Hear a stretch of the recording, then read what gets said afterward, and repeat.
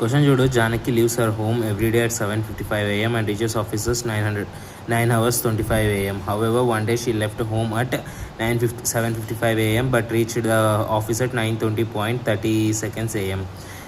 గంట ఇప్పుడు గంట 50 నిమిషాలు. ఇక్కడ చూద్దాం. ఈమె లైక్ ట్రావెల్ చేసింది 7/9. ఆప్షన్ 3 కరెక్ట్ ఆన్సర్ ఉంటుంది దీనికి. ఆమె 7/9 Janaki travelled 7/9 of the distance at 5/6 of her usual speed and the rest of the distance at 20/3 of her usual speed అని. జనరల్గా ఇక్కడ ఏమి ఇచ్చింది, టీ ఈజ్ ఈక్వల్స్ టు 7/9 కదా, 7D/9 by 5/6 of her usual speed. అంటే ఇది usual speed, ఇది కొత్త స్పీడ్, మిగిలిన డిస్టెన్స్ ఇది ఇంత డిస్టెన్స్ నార్మల్ స్పీడ్తో ట్రావెల్ చేసింది, మిగిలిన డిస్టెన్స్ ఇంత స్పీడ్తో ట్రావెల్ చేసింది. అంటే ఆప్షన్ నుంచి ఫార్ములాని తీసుకున్నాం. అంటే డిస్టెన్స్ బై వెలాసిటీ, అదే కదా మీనింగ్ దానికి, డిస్టెన్స్ బై వెలాసిటీ. సో దీన్ని సింప్లిఫై చేసి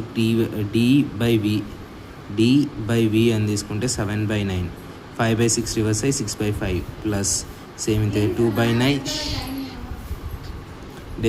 9/2/9 into 3/20 that is equals to D/V into 0.9666 అని వచ్చేసింది. D/V is equals to 1.45 ఎట్లయింది. ఇప్పుడు రోజు 7:55కి బయలుదేరి 9:25 ఈ 7:55 నుంచి 9:25 అంటే 1 hour 45 minutes అనమాట. ఇట్లా 45 అని ఇక్కడ 50 వస్తుంది. రెగ్యులర్గా 7:55 to 1:25 అంటే 50 వస్తుంది. ఇక్కడ 9:20 అంటే 1.45. So D/V is equals to 145. D/V is equals to 1.45 into 0.96 is equals to 1.9545 వరకు రెగ్యులర్గా వస్తుంది. మిగతా చోట